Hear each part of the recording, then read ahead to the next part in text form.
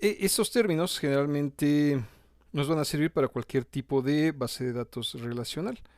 Vamos a empezar, por ejemplo, con la tabla. La tabla es un conjunto de información que tiene relación entre sí. Generalmente cuando empecemos a diseñar nuestra base de datos, lo que tenemos que ver son las entidades que nos interesan, entidades de información, en las cuales deben de tener alguna relación entre sí. Y estas mismas, pues digamos, alumnos, pues están todos relacionados, o facturación, ahí podemos detectar otra tabla, otra de usuarios, otra de registros de pacientes, etcétera, entonces, o de libros, o de videos, dependiendo de las entidades que tengamos, generalmente van a tener una o varias tablas, que es conjunto de información. Aquí estamos viendo, por ejemplo, una tabla en un manejador de MySQL que se llama phpMyAdmin, donde vamos, es una de las maneras, no es la única, es una de las maneras en la que podemos ver información. Y si observamos, pues aquí vamos a tener lo que son iniciales, un identificador, puntuación y fecha. Es para un juego muy sencillo y entonces ahí podemos tener lo que es el tablero pues de mejores puntuaciones. Ahí estamos haciendo entonces una pequeña tablita, si bien es muy parecido, si usted tiene experiencia con hojas de cálculos como Excel o como el Docs de Google, etcétera, pues va a ver que es muy parecido, es como si manejáramos una pequeña hojita de Excel con columnas y renglones. A eso vamos a lo que es una base de datos. Como dice aquí, pues es el conjunto de tablas que van a describir una entidad de información mayor, por ejemplo, de escuelas. Entonces tendríamos alumnos, tendríamos profesores, tendríamos calificaciones, tendríamos salones, tendríamos materias. El conjunto de estas tablas va a formar nuestra base de datos, que es una entidad mayor de calificaciones, por ejemplo. Dice, las tablas pueden tener relaciones entre ellas. Las materias tienen maestros, las materias tienen alumnos, los alumnos tienen materias, pueden tener salones, pueden tener horarios, pueden tener calificaciones, etcétera. Entonces todos están relacionados. Es en una base de datos relacional, de ahí su nombre, es complicado que una base de datos esté independiente. Generalmente las bases de datos todas están relacionadas. Aquí tenemos un diagrama de una base de datos.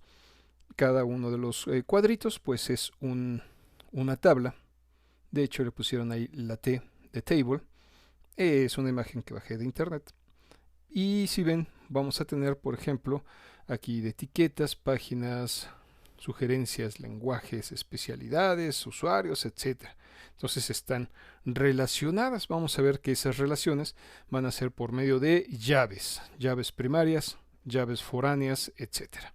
Al conjunto entonces de tablas le vamos a llamar base de datos, que generalmente describe una entidad mayor, como puede ser un sistema de calificaciones, o un sistema de facturación, o un sistema médico, un sistema escolar, etcétera.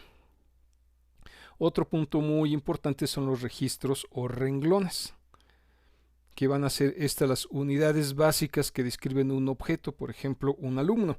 Un alumno va a tener nombre, apellido, dirección, su número de matrícula, etcétera. Un artículo de venta va a tener su precio, su descripción, una persona va a tener su correo, su nombre, etcétera. Todo eso va a ser un registro. Es como si fuera una formita que nosotros llenamos a mano. Generalmente eso va a representar un registro y le llamamos registro o renglones. Si nosotros lo vemos en nuestro ejemplo de la tabla, pues un renglón pues es precisamente algo que describe, en este caso es una transacción.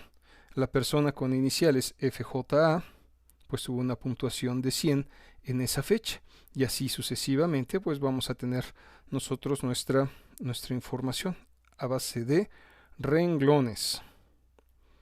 También vamos a tener, y muy importante, que van a ser las columnas. También se le conoce como campos.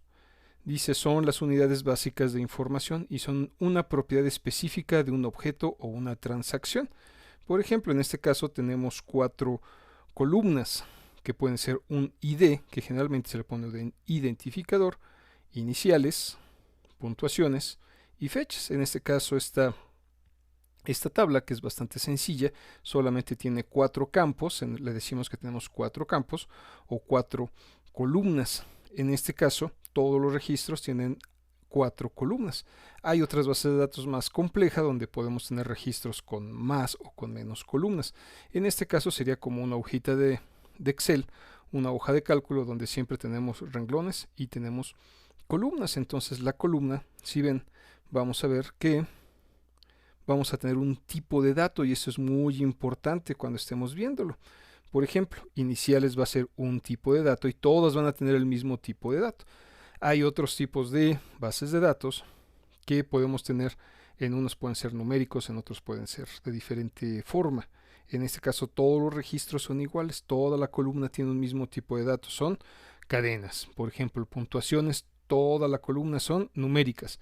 El otro, por ejemplo, fecha, pues es una fecha, un identificador es numérico, toda la columna. Toda la columna entonces va a tener otro concepto muy importante que es el tipo de dato. Y con este tipo de dato entonces vamos a tener, dice, indicará la forma de almacenar las características y limitaciones del campo. Vamos a ver que va a ser muy importante especificar este tipo de dato porque de ello depende el número de caracteres que se almacene y también va a depender muchas veces de la velocidad. Cuando tenemos un tipo de dato adecuado a lo que es la columna, generalmente nuestra tabla y nuestra base de datos va a ser muy rápida y va a ocupar el mínimo espacio. Nosotros como desarrolladores de base de datos, pues vamos a tener siempre dos criterios en nuestra base: el espacio y lo que es el desempeño o performance. Y para eso va a ser fundamental no solamente lo que es el diseño de nuestra base de datos, sino también la selección de nuestro tipo de datos.